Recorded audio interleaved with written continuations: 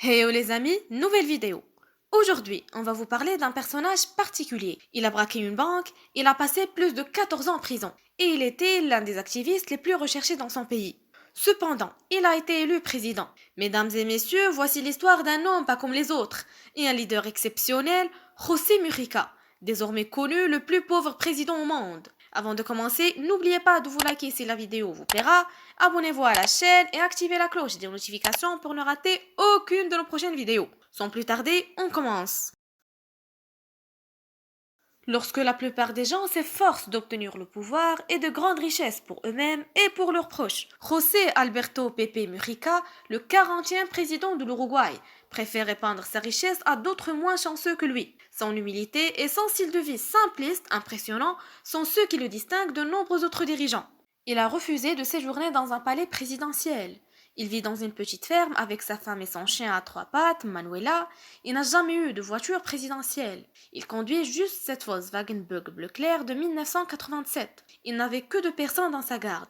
Lorsqu'il était président de l'Uruguay de 2010 à 2015, Murica a fait don de plus de 90% de son salaire de 12 000 dollars par mois à des organisations caritatives qui s'efforçaient de soutenir les petites entreprises et les personnes vivant dans la pauvreté. C'est ce qui a fait de l'ancien président José Alberto Pepe Mujica un leader pas comme les autres et principalement le plus pauvre président au monde. Même si Pepe rejette ce surnom en déclarant « Je ne me sens pas pauvre ». Les pauvres sont ceux qui ne travaillent que pour essayer de conserver un style de vie coûteux et qui en veulent toujours plus. José Alberto Pepe Mujica naît à Montevideo en Uruguay le 20 mai 1935.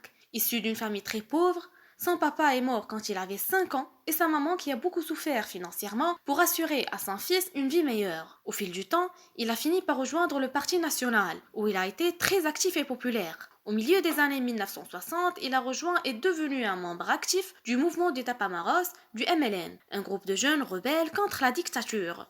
José Mujica a beaucoup souffert.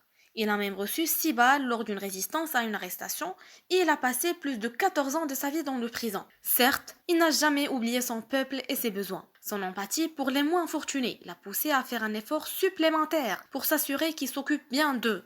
Dans un monde où les politiciens se font passer en premier avant leur peuple et préfèrent régner sans cesse, José Mujica refuse d'être réélu.